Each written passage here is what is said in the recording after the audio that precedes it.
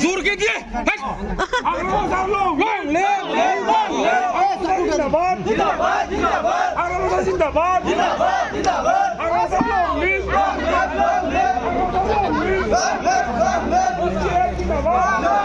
নমস্কাৰ জনাইছো আজি আপোনালোকৰ মিডিয়া পাৰ্চন সকলক। আমি আজি বিপিএফ প্ৰধান হাগ্ৰামা মহিলাৰ ইচাৰৰ আমি 56তম আমি জন্ম দিৱস পালন কৰিব মানে প্ৰস্তুত লৈছোঁ। আমি পালন কৰিলোঁ, কেক কাটিলোঁ। আমি আল্লাহ ভগৱানৰ ওচৰত প্ৰাৰ্থনা জনাইছোঁ যাতে আমাৰ মাননীয় বিপিএফ প্ৰধান হাগ্ৰামা মহিলাৰ ইচাৰে এই 56টা বছৰ সুকলমে পাৰ কৰি আহিছে। এই পাৰ কৰি অহা দিনবোৰত তেওঁ বহুত সংগ্ৰাম কৰিছে। সংগ্ৰামৰ অন্তত তেওঁ সাংবিধানিক নিয়মেৰে তেওঁ বিটিচি অঞ্চলখন তেওঁ তৈয়াৰ কৰিছে।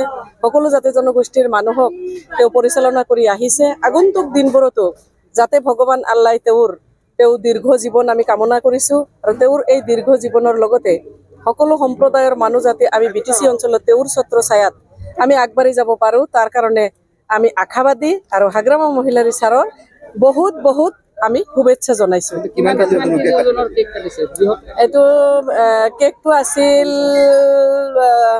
50 কেজি ওজনৰ এটা কেক আছিলে আৰু সেই কেকটো আমি সকলো আমাৰ হালবাৰী জিলাৰ যিমান আমি নেতাকৰ্মী আছোঁ আমি একত্ৰিত হৈ পেলাই আমি খুব ধুমধামেৰে আমি এই কেক কাটিলোঁ আৰু হাগ্ৰামা মহিলাৰ ইচাৰলৈ আমি এটা বিশেষ বাৰ্তা আমি আজি প্ৰেৰণ কৰিলোঁ।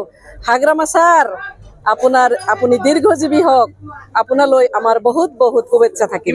মানুহৰ খাদ্যৰ ব্যৱস্থা ৰাখিছে আমাৰ ইয়াতে 500 মানুহৰ আমি খাদ্যৰ ব্যৱস্থা ৰাখিছোঁ। যিহেতু আপোনালোকে জানে আজি ৰোজা আৰম্ভ হ'ব, তাৰ কাৰণে আমাৰ বহুত মুছলিম ধৰ্মাৱলম্বী আমাৰ নেতাকৰ্মীসকলে বা আমাৰ দলৰ মানুহবিলাকে বা ছাৰক ভাল পোৱা মানুহে হয়তো আজি অহা নাই। যিহেতু 7:30টাৰ পৰা আমাৰ তাৰাবি আৰম্ভ হ'ব, নহ'লে আমি 1000-1200 মানুহৰ খাদ্যৰ এৰেঞ্জমেণ্ট কৰিবলগীয়া হ'লহেঁতেন। ধন্যবাদ থাকিল।